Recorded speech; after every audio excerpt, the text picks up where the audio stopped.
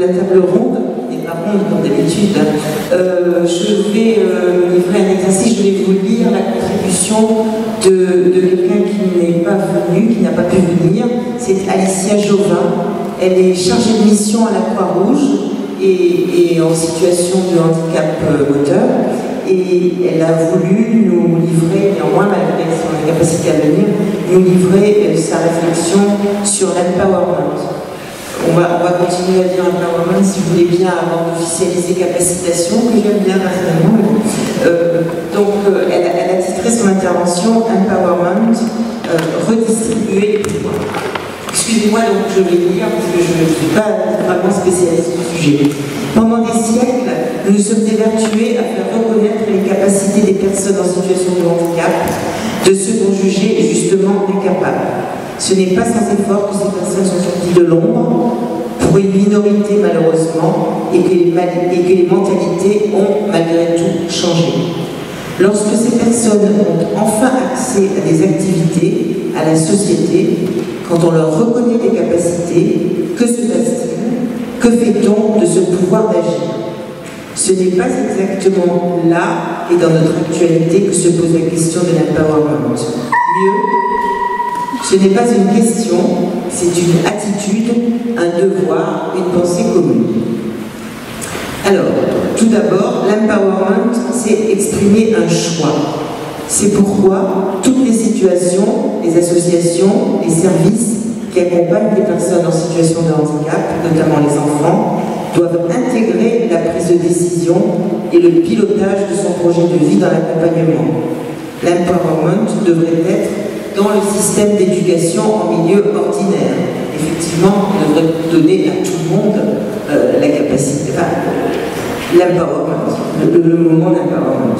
Cela ne veut pas dire que tous les choix de vie sont réalisables à la lettre, on en est tous là, et ils méritent au moins d'être entendus, respectés et encouragés par tous les acteurs qui croisent la route d'une personne en situation de handicap. 2. L'empowerment, c'est se protéger, exprimer un refus, alerter sur une situation qui ne lui convient pas, donner la priorité à sa dignité en toutes circonstances, avoir accès à des informations compréhensibles par tous sur sa santé. Voilà ce qui constitue le socle du pouvoir d'agir. Sans cela, il est difficile de se sentir en sécurité et donc de pouvoir poursuivre son parcours. Il faut réaffirmer chaque fois que possible les valeurs de la dignité humaine, de la bienveillance, et rappeler les possibilités de recours, les issues, tout ce qui est à la portée des personnes en situation de vulnérabilité. Il faut faire ce travail auprès des personnes elles-mêmes, mais aussi de leurs proches et des professionnels qui les accompagnent tout au long de leur vie. Rien ne doit prendre le pas sur cette notion, et lorsque ça arrive, personne ne doit se retrouver seul et isolé face à une situation qui lui porte atteinte. En ce sens, FDFA offre ce genre de service et d'accompagnement. Car tout citoyen, alors l'empowerment, c'est créer ses propres solutions et trouver ses propres solutions.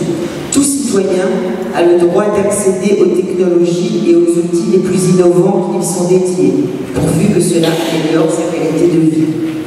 Une des raisons pour laquelle il faut renforcer l'accessibilité universelle et redoubler d'efforts sur l'accès des personnes en situation de handicap aux lieux publics, au transport et à toutes les infrastructures et au numérique, tout en faisant évoluer la société inclusive, c'est-à-dire de ne pas créer des dispositifs uniquement pour les handicapés, ce qui est vrai à part.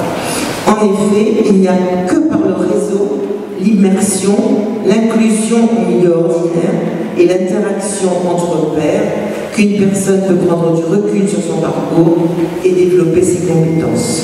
Il faut favoriser et ouvrir les espaces de travail, de réflexion, de collaboration entre pairs, dans les institutions et en dehors, sans limite et sans restriction. Il ne s'agit plus de témoigner de ces difficultés, il faut transformer les obstacles en propositions concrètes et pérenniser les solutions. Pour cela, les personnes en situation de handicap doivent sortir de l'autocensure et prendre toute confiance en leurs capacités, l'empowerment. Elles doivent savoir qu'elles sauront rebondir quoi qu'il arrive. L'empowerment des femmes en situation de handicap, c'est cela, ajouté aux nombreuses violences dont elles peuvent être victimes. Pour elles, l'accès aux soins est rendu doublement complexe par manque de considération envers leur féminité, leur droit à disposer de leur corps, leur intimité, leur droit à la maternité, entre autres.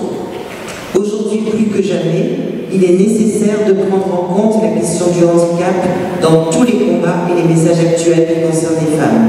Car ce n'est pas une cause isolée. Le handicap, c'est aussi une manière d'être une femme.